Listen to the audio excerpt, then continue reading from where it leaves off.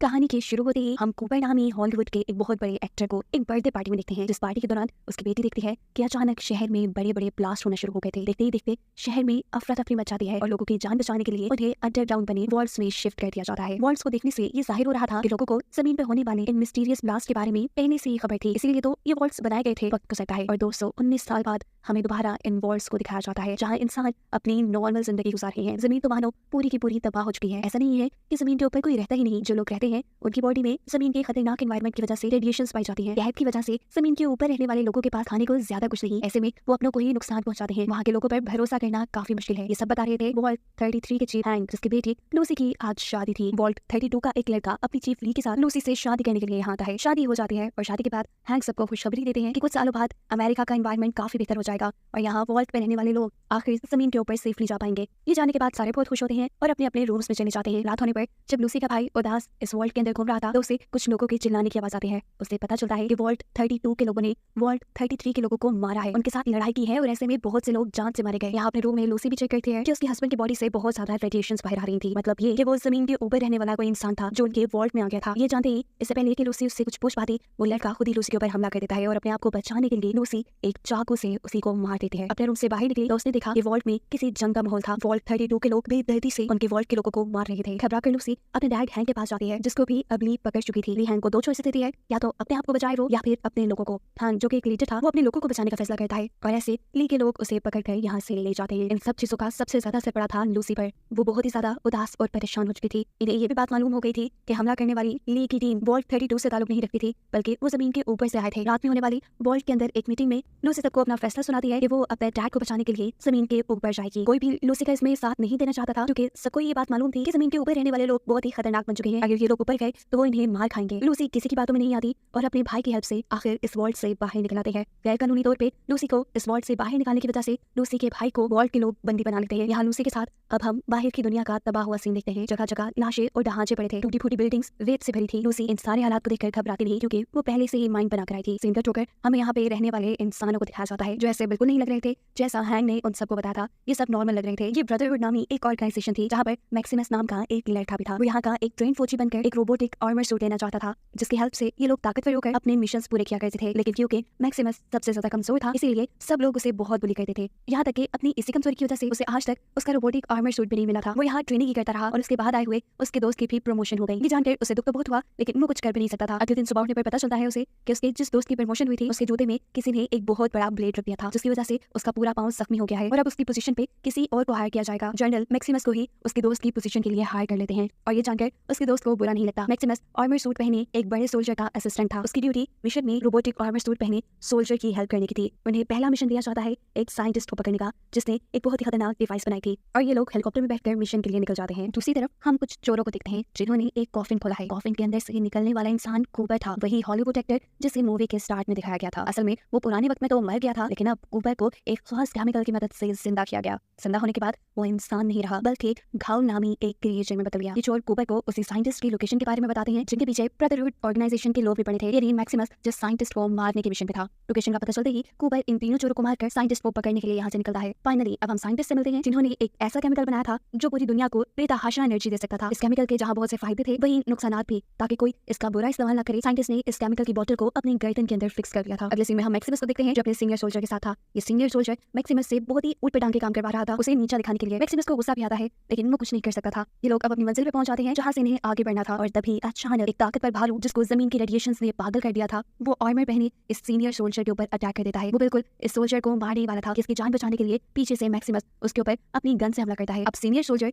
जिसे मैक्सिमस का शुक्रिया अदा करना चाहिए था, वो अभी भी मैक्सिमस को बुरा भला बोल रहा था और उसे आर्मर सूट से बाहर निकालने को कह रहा था। मैक्सिमस गुस्से में उसे आर्मर सूट से बाहर नहीं निकालता और जख्मी होने की वजह से ये सोल्जर उसी सूट के अंदर मर जाता है। मैक्सिमस उसको उसके रोबोटिक आर्मर सूट से बाहर निकालता है, उसे दफनाकर उसका ये सूट अपना बना लेता है। उसका आज ख्वाब पूरा हो गया था, ये रोबोटिक आर्मर सूट पहनने का। यहाँ लूसी, जो कि चलते चलते एक गाँव में पहुंच चुकी है, वो यहाँ पर ली के बारे में पूछती है सबसे, जिसने उसके डैड को बंदी बनाया था, लेकिन कोई भी उसे ली का पता नहीं बताता, क्योंकि सभी लोग जानते थे लूसी वॉल्ट से आई है और वो वॉल्ट से आए हुए लोगों के साथ अच्छा सलूक नहीं करते। यहीं पर लूसी की मुलाकात साइंटिस्ट से हो जाती है, जो जल्दी जल्दी अपनी जान बचाने के लिए इस गाँव तक पहुंचे थे। उनसे बात करते हुए लूसी जान पाती है कि साइंटिस्ट वॉल्ट 33 के लोगों को बहुत अच्छे से जानते थे, इसलिए वो लूसी के भी रिस्पेक्ट कर रहे थे। उनकी इन्हीं बातों के दौरान यहाँ पर कूपर आ जाता है, जो साइंटिस्ट को देखते ही उनके ऊपर गोली चलाकर उन्हें जख्मी कर देता है, क्योंकि उसे साइंटिस्ट की गर्दन में मौजूद वही केमिकल चाहिए जिसके पीछे सब पड़े हुए हैं। इतने में ही यहाँ पर वो लोग भी आ जाते हैं, जिनके 3 साल साथियों को अभी कूपर मार के आया था वो सभी कूपर के ऊपर हमला कर रहे थे। जब सबसे बचने के लिए कूपर उनके ऊपर फायरिंग शुरू कर देता है और ऐसे यहाँ एक जंग का माहौल बन जाता है। इतनी अजीब सिचुएशन देखते हुए लूसी को लगता है कि कूपर ही यहाँ लोगों को नुकसान पहुंचा रहा है। इसी वजह से वो कूपर को अपनी गन से शूट करती है, लेकिन देखती है कि कूपर को कुछ भी नहीं हुआ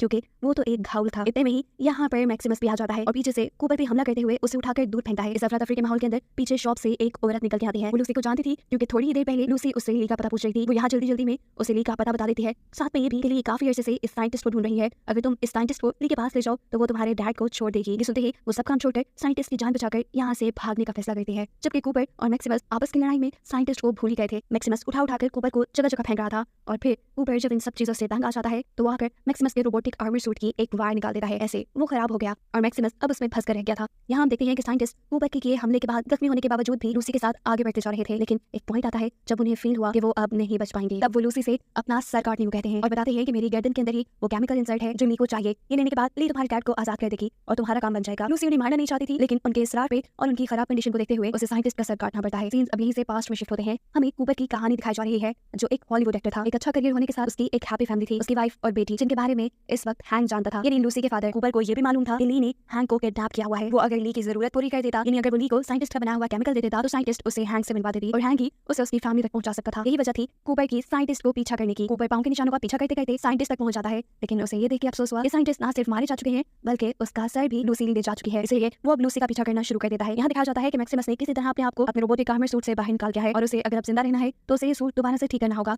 इस सूट में से अब ब्रदरहुड की ऑर्गेनाइजेशन वाले उससे कांटेक्ट करते हैं जो उसे वहाँ की कंडीशन पूछ रहे थे। अगर मैक्सिमस उन्हें ये बता देता कि उनका सीनियर सोल्जर मारा गया है तो वो यहाँ पे किसी और को भेज देते और ऐसे उसके हाथ से ये रोबोटिक आर्मर सूट निकल जाता। इसलिए वो यहाँ झूठ बोल देता है कि वो खुद सीनियर सोल्जर है और उसका हेल्पर मारा गया। ऑर्गेनाइजेशन वाले उसके पास एक हेल्पर भेजने का फैसला करते हैं, लेकिन उससे भी मना कर देता है क्योंकि वो जानता था कि वहाँ का हर इंसान मैक्सिमस को जानता है और अगर किसी ने मैक्सिमस को इस सूट के अंदर देख लिया तो उसका भांडा फूट जाएगा। इसलिए वो जल्दी अपने सूट को ठीक करने का फैसला करता है। उसे नजर आता है कि सूट की एक डिवाइस खराब थी जिसे ठीक करवाने के लिए वो पास की हार्डवेयर शॉप में जाता है। जब वो वापस आया तो यहाँ बहुत से चोर खड़े थे उसका ये रोबोटिक सूट लेने के लिए। उनसे अपने सूट को बचाने के लिए वो एक रिमोट की मदद से अपने इसी रोबोटिक आर्मर सूट के जरिए एक आदमी का सर कुचल देता है और सब लोग डर कर उससे यहाँ से भाग जाते हैं। इस सारी लड़ाई के दौरान यहाँ पर मैक्सिमस के लिए हेल्पर भी पहुंच जाता है जो उसकी ऑर्गेनाइजेशन ने भेजा था। इससे पहले कि हेल्पर मैक्सिमस को पहचान लेता, मैक्सिमस बिना वक्त जाया किए अपने आप को इस रोबोटिक आर्मर सूट में छुपा लेता है। हेल्पर के साथ मिलकर मैक्सिमस अपने मिशन को दोबारा स्टार्ट करता है। यहाँ लूसी जो साइंटिस्ट के सर को लेकर चलते चलते एक नदी के पास पहुंची थी, अचानक यहाँ उसके ऊपर एक अजीब सी क्रिएचर हमला कर देती है। अपने आप को बचाने के चक्कर में उसे साइंटिस्ट के सर का ख्याल ही नहीं रहता और वो क्रिएचर साइंटिस्ट के सर को खा जाती है। वो उसके सर को वापस हासिल करना चाहती थी और इतनी ही देर में हम देखते हैं कि यहाँ पे कूपर भी पहुंच जाता है जो उसके ऊपर अब गंदा निकला था। परेशान लूसी उसे बता देती है कि यहाँ मॉन्स्टर ने साइंटिस्ट के सर को खा लिया है। ये सुनकर कूपर परेशान हो जाता है। कुछ देर सोचने के बाद उसे एक आइडिया आया। उसने लूसी को ही चारा बनाकर नदी के ऊपर लटका दिया ताकि वो मॉन्स्टर लूसी को खाने के लिए ऊपर आए। प्लान के मुताबिक वो मॉन्स्टर इन तक आता भी है, लेकिन इनकी बदकिस्मती कि ये लोग उन्हें पकड़ नहीं पाते।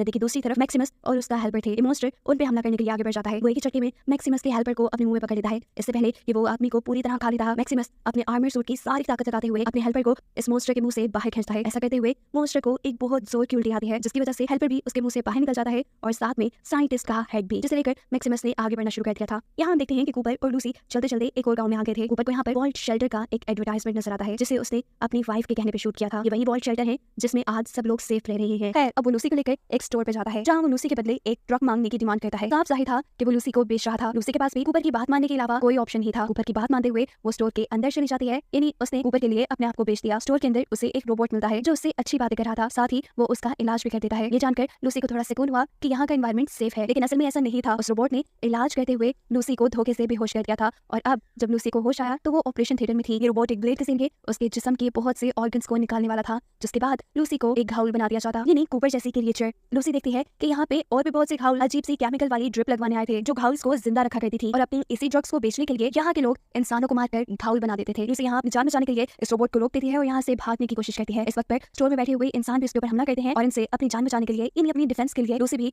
उन्हें अपनी गन से शूट करके मारकर स्टोर से बाहर निकल आती है। बाहर आते हुए लूसी वो केमिकल भी अपने साथ ले आई थी जिसकी वजह से घायल जिंदा रहते थे। बाहर आकर वो देखती है कि कूपर उस केमिकल के नाम लेने की वजह से बेहोश हो चुका है, इसलिए वो बाहर आकर कूपर को वो केमिकल इंजेक्ट कर देती है। सीन कट होकर हमें वॉल्ट 33 का सीन दिखाया जाता है। यहाँ पर हैंक की जगह अब एक औरत ने संभाली थी, यानी वो यहाँ की लीडर बन गई थी और इस लीडर ने मिशन बनाया था वॉल्ट 33 के साथ साथ सभी वॉल्ट्स के ऊपर कब्जा करने का, जिन्हें ली और उसके लोग बर्बाद कर गए थे। इस चीज से सभी लोग तो खुश थे, लेकिन लूसी का भाई नहीं, पर वो ज्यादा कुछ कर भी नहीं सकता था। अपने लीडर की बात मानते हुए वो दूसरे वॉल्ट में जाता है और सबसे पहले वहाँ का सिक्योरिटी सिस्टम चेक करता है कि आखिर इस वॉल्ट का दरवाजा खोला किसने था। उसे पता चलता है कि वॉल्ट का दरवाजा खोलने वाला कोई वॉल्ट के अंदर रहने वाला इंसान नहीं था, बल्कि बाहर से ही किसी ने इस वॉल्ट का दरवाजा खोला था, जो तकरीबन नामुमकिन था। वॉल्ट का दरवाजा हमेशा अंदर से ही खुलता था। वो दरवाजे की खोलने वाले इंसान का जब फिंगरप्रिंट चेक करता है तो ये उसकी मॉम का था। ये जानकर वो पूरी तरह शॉक रह जाता है क्योंकि उसे तो कई साल पहले बताया गया था कि उसकी मॉम मारी जा चुकी है। यहीं दूसरी तरफ हम मैक्सिमस को देखते हैं जो साइंटिस्ट का सर मिलने पे बहुत खुश था क्योंकि उसने खुद ही मिशन पूरा कर लिया था, साथ ही उसका साथी भी खुश था। अगले दिन ये लोग वापस अपनी बेस में चले जाते, लेकिन इससे पहले ही मैक्सिमस के हेल्पर को उसकी सच्चाई पता चल जाती है कि असल में वो कोई सीनियर सोल्जर नहीं बल्कि मैक्सिमस है जो खुद एक हेल्पर था। ये सच्चाई जानते ही वो मैक्सिमस से लड़ने लग जाता है और क्योंकि वो ये बात जानता था कि वो इस रोबोट से नहीं लड़ सकता, तब वो मैक्सिमस को हराने के लिए उसके रोबोट की बैटरी बाहर निकाल लेता है। ऐसे मैक्सिमस इस रोबोटिक सूट में फंस चुका है और ये हेल्पर उसे इसी सूट में मरने के लिए छोड़कर साइंटिस्ट का सर लेकर यहाँ से भाग जाता है। अगले दिन तक मैक्सिमस यहीं खड़ा रहा, उसके ऊपर अब बहुत बड़े बड़े कॉकरोचेस ने भी हमला कर दिया था। इससे पहले कि वो मैक्सिमस को मार देते, सही वक्त पे यहाँ लूसी आकर उसे देख लेती है और सभी कॉकरोचेस को अपनी गन से मार गिराती है। लूसी को इस रोबोट को देख के याद आ जाता है कि इसी रोबोट ने कूपर से उसकी जान बचाई थी, इसलिए वो इस रोबोट का हेलमेट खोलती है और अंदर उसे मैक्सिमस नजर आता है जिसकी मदद करने के लिए वो उसे इस सूट से बाहर निकालती है। यहाँ पर ये दोनों ही एक दूसरे को अपनी अपनी कहानी सुनाते हैं कि कैसे लूसी को साइंटिस्ट का वो सर चाहिए जिसके अंदर मौजूद केमिकल को वो ली को देकर अपने डैड को छुड़वाना चाहती है, जबकि मैक्सिमस ब्रदरहुड ऑर्गेनाइजेशन के लिए उस सर को हासिल करना चाहता है। यानी दोनों का मकसद एक है। सर तो मैक्सिमस को भी चाहिए था,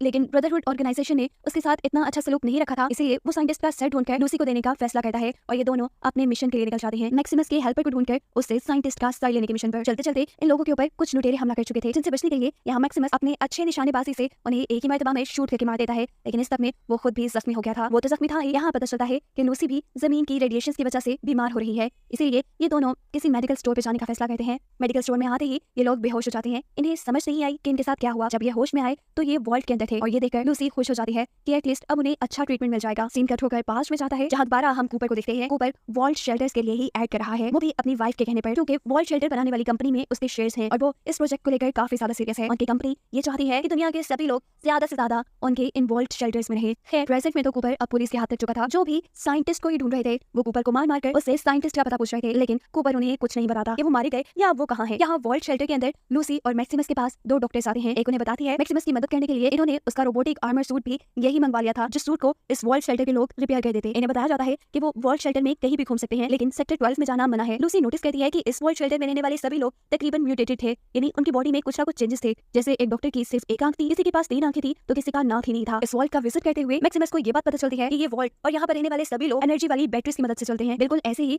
जैसे उसका वो रोबोट। उसे आइडिया आता है कि वो अपने रोबोट को ठीक करने के लिए इन्हीं लोगों से एक सप्लाई बनवा लेगा, यानी बैटरी बनवाएगा। यही पर लूसी जो यहाँ के लोगों के साथ घुलने मिलने की कोशिश कर रही थी, वो देखती है कि यहाँ के सभी लोग ली की पूजा करते हैं और ये देख उसे गुस्सा आ जाता है क्योंकि ली ने ही उसके डैड को किडनैप किया हुआ था। उस समय वो यहाँ से निकलकर सेक्टर 12 में चली जाती है और यहाँ उसे इस वॉल्ट की हकीकत पता चलती है कि जितने भी लोग इस वॉल्ट के अंदर आते हैं, वॉल्ट की ऑर्गेनाइजेशन उन लोगों के ऊपर एक्सपेरिमेंट करती है, ऐसे एक्सपेरिमेंट जिससे वो बहुत ज्यादा ताकतवर या मॉन्स्टर्स बन जाएं। ये देखकर उसे समझ आ गई थी कि अब उसके और मैक्सिमस के साथ भी यही होने वाला था। उसके सेक्टर 12 में आने की खबर यहाँ के गार्ड्स को भी पड़ जाती है और गार्ड्स उसे पकड़ के यहाँ से ले जाते हैं। सीन्स दोबारा ये इकट्ठे होकर पास में जाते हैं जहाँ दिखाया गया है कि ली ने कूपर को अपने पास मिलने के लिए बुलाया है। वो कूपर को बता रही है कि उसकी वाइफ का ये प्रोजेक्ट इस दुनिया के लिए एक बहुत बड़ा खतरा है। कूपर को ली की बात पे यकीन नहीं था, इसीलिए ली कूपर को एक ऐसी डिवाइस देती है जिसको उसकी वाइफ के साथ अटैच करने पे वो अपनी वाइफ की सारी बातें सुन सकता था। कूपर इस डिवाइस को अपने पास तो रख लेता है, लेकिन उसे समझ नहीं आ रही थी कि उसे अपनी वाइफ के साथ ये करना चाहिए या नहीं। सीन्स दोबारा पास में शिफ्ट होते हैं जहाँ पर गार्ड्स ने लूसी को पकड़ा हुआ है। वो मैक्सिमस के जब सामने से गुजरते हैं तो मैक्सिमस को लूसी के ऊपर आए हुए खतरे का पता चल जाता है। उसे बचाने के लिए वो जल्दी से अपने रोबोटिक आर्मर सूट के पास जाता है और उसे एक्टिवेट करने के लिए इन लोगों के वॉल्ट की बैटरी चुरा कर अपने सूट में डाल लेता है। सूट एक्टिवेट करने के बाद वो जल्दी से इस वॉल्ट के लोगों के पास आया था। यहाँ वो धड़ाधड़ करके पहले ही काफी सारे गार्ड्स को मार के आता है और उसके बाद जैसे ही लूसी को लेकर वो यहाँ से बाहर जाने वाला था तो लूसी उसे बताती है कि वॉल्ट के लोग तो सजा के तौर पे खुद ही उन्हें बाहर की दुनिया में छोड़ रहे थे। ये सुनकर वो थोड़ा शर्मिंदा होता है और उनसे माफी मांग लेता है। कुछ ही देर में ये जमीन के ऊपर थे। बाहर आकर लूसी को पता चलता है कि मैक्सिमस ने उनकी बैटरी चुरा ली है। बगैर बैटरी के वॉल्ट के लोग 3 दिन से ज्यादा जिंदा न रहते। ये बात लूसी को बताती, इसीलिए लूसी मैक्सिमस को उनकी बैटरी वापस उन्हें देने को कहती है। उनकी बात मानकर मैक्सिमस वो बैटरी वापस उनके वॉल्ट में फेंक देता है। इस सीन में हमें मैक्सिमस के हेल्पर को दिखाया जाता है जो अपनी तबियत खराब के चलते एक डॉक्टर के पास आया था। ये डॉक्टर उसका इलाज करने को मान जाता है और इसके बदले मांगता है उससे मैक्सिमस के रोबोटिक सूट की बैटरी। वो बैटरी दे देता है, जिसके बाद डॉक्टर इंजेक्शन लगाकर वहां से भाग चुका था। इसके बाद हम वॉल्ट 33 यानी लूसी के पुराने वॉल्ट के अंदर देखते हैं कि वहां की नई लीडर ने सबको अलग-अलग वॉल्ट्स में रहने का ऑर्डर दे दिया था। उनकी वॉच में मौजूद नंबर्स ने बताया था कि कौन वॉल्ट 32 में रहने वाला है और कौन वॉल्ट 33 में। इसके बाद सीन एकदम से पास्ट में शिफ्ट हो जाते हैं, यानी कूपर की कहानी की तरफ। कूपर को जो ली ने एक डिवाइस दी थी वो कूपर अपनी वाइफ की एक एडवांस वॉच में लगा देता है क्योंकि उसको भी अब अपनी वाइफ पर शक होने लगा था। यहाँ पर लूसी और मैक्सिमस अपने हेल्पर को ढूंढते हुए उस तक पहुंच जाते हैं, उसे साइंटिस्ट का सर लेने के लिए। ये हेल्पर उन्हें अपने से दूर रखने के लिए उनके ऊपर गोलियां चलाता है, लेकिन उसका निशाना बिल्कुल ठीक नहीं था। उसको रोकने के लिए जब लूसी उसके ऊपर हमला करती है तो एक तीर उसके आर पार हो जाता है, लेकिन वो मरता नहीं। और यहाँ उसे मालूम होता है कि जिस डॉक्टर ने उसका इलाज किया था उस डॉक्टर ने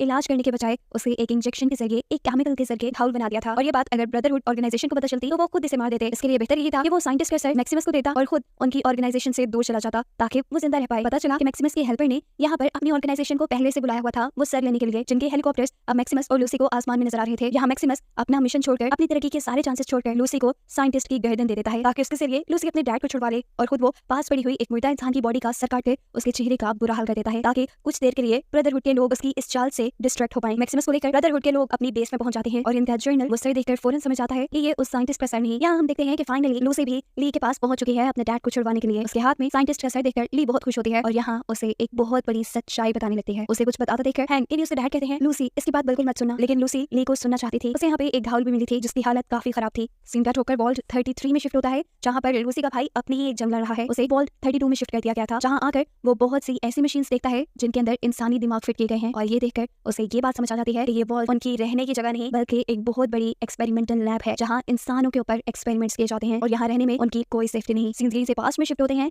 जहाँ पे कूपर अपनी वाइफ के एडवांस वॉच के अंदर लगाई हुई डिवाइस की मदद से उनकी बातें सुन रहा था। वो एक ऐसी मीटिंग में थी जहाँ पे बहुत से बड़े बड़े मुल्कों के प्रेसिडेंट या प्राइम मिनिस्टर आए हुए थे। साथ ही यहाँ बहुत से अमीर लोग भी थे। ये सब लोग इंसानों के ऊपर कुछ खुफिया एक्सपेरिमेंट्स करना चाहते थे। ये बात जब कूपर को पता चलती है तो वो बहुत ही ज्यादा शॉक रह जाता है। उसने अपनी वाइफ को क्या समझा था और वो क्या निकली। कूपर को और ये बात पता चलती है कि वो इंसानों को इमॉर्टल बनाना चाहते थे, यानी ऐसा कि वो कभी ना मरे और साथ ही बहुत ज्यादा ताकतवर भी। और इसी काम के लिए कूपर की वाइफ उसके पैसों से बड़े बड़े वॉल्ट्स बना रही थी जिसके अंदर रहकर हर साइंटिस्ट हर ऑर्गेनाइजेशन अपनी मर्जी के एक्सपेरिमेंट कर पाएंगे। जैसा हम देख भी चुके हैं कि वॉल्ट 32 में इंसानों के ब्रेन पे एक्सपेरिमेंट हुए। सबसे ज्यादा दुख और शौक की बात ये थी कि ये जो दुनिया बर्बाद हुई थी ये भी उन्हीं के प्लान की वजह से। इन सब मुल्कों ने मिलकर डिसाइड किया था कि वो अमेरिका के साथ साथ बड़े बड़े मुल्कों को अपने ही एटॉमिक हमले से तबाह कर देंगे। जमीन का एनवायरमेंट ऐसा खतरनाक बन जाएगा कि लोगों को यहाँ से कहीं और जाना पड़ेगा। सेफ रहने के लिए लोग वॉल्ट्स के अंदर ही आएंगे और ऐसे उन्हें एक्सपेरिमेंट करने के लिए कभी इंसानों की कमी नहीं होगी। अब कूपर की वाइफ ये साबित करने के लिए कि उसका ये प्रोग्राम बिल्कुल सेफ है सबसे कहती है कि हमारे एटॉमिक हमलों की वजह से जो रेडिएशन खारिज होंगी वो सिर्फ 100 सालों में खत्म हो जाएंगी और हमारे एक्सपेरिमेंट इंसानों को हजारों साल की लाइफ दे देंगे। ऐसे 100 साल बाद सब लोग अपनी नॉर्मल लाइफ दोबारा से जीना शुरू कर देंगे। ये बात सुनकर सभी प्रेसिडेंट कूपर की वाइफ का कॉन्ट्रैक्ट साइन कर लेते हैं और इसी दौरान कूपर की वाइफ को कूपर के बारे में भी पता चल जाता है कि वो उसकी सारी खुफिया बातें सुन रहा था। इसीलिए